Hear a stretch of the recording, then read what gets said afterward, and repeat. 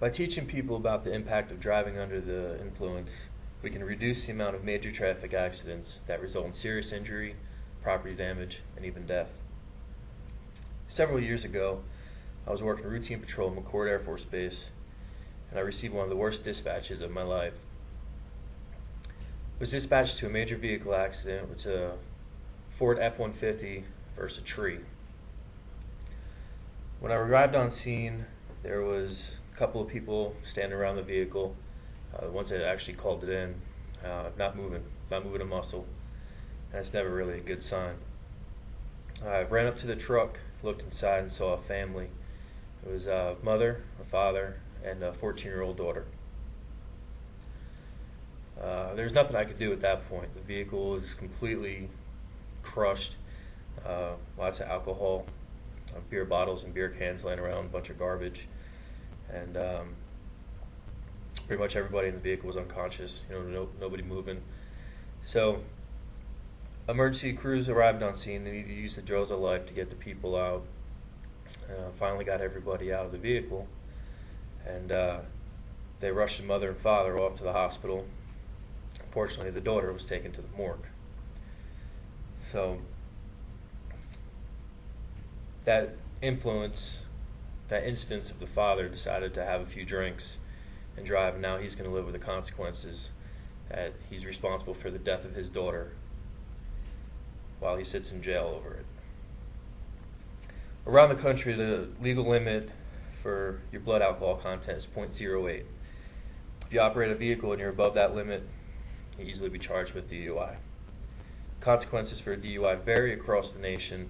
However, here's an idea of what you can generally expect.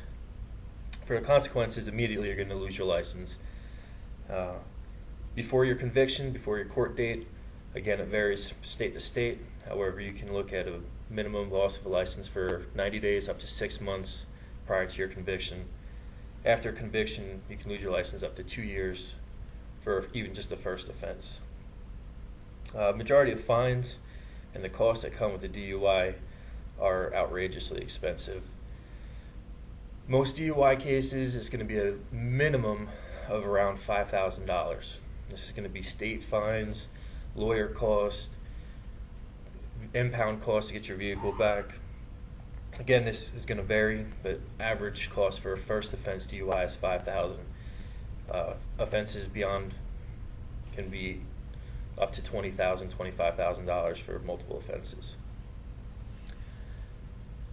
Again, this covers loss of vehicle. Once you are apprehended, your vehicle is gone, taken to a impound yard, and impound fees can vary, but depending on how long it takes, again, that's just more money out of your pocket. And of course, jail. Nobody wants to go to jail, but it's first offense. Still, you're going to have your initial arrest. Multiple convictions can lead to longer jail sentences, not to mention possible outcomes if you were involved in a wreck and happen to take the life of somebody else. You can be looking at a long time. If hearing about consequences isn't enough for somebody to put down the keys after having a few drinks, they need a little bit more of a slap to the back of the head to get the idea. Some people just have to learn by their actions, and no matter what you say, they're going to do what they want to do. So therefore, educating these people is going to be critical in helping to decrease the amount of drunk driving incidences. A big part of it is going to be education, and starting off at an earlier age. If we start teaching the dangers of alcohol, even in elementary school, up to middle school, all the way throughout high school, and drive it into children to be more open to understand the consequences of it. You got to stress the importance through adolescent years, especially as teenagers start to get their driver's licenses. Another proper routine could be scare tactics, taking children, even high schoolers, and giving them a first-hand preview of a DUI situation, an accident, showing them vehicles that have been involved in wrecks, using visual aids. And then, of course, having lectures, having families come in that have had victims, even have the offenders themselves come in and talk to people, let them know the dangers.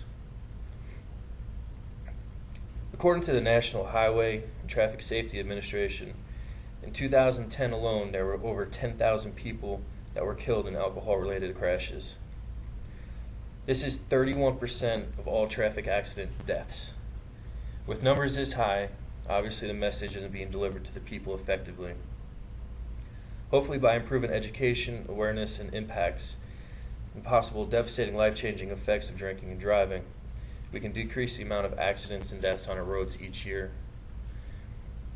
Hopefully what I've said today can help educate the personnel on drinking and driving and help reduce these fatalities. Thank you.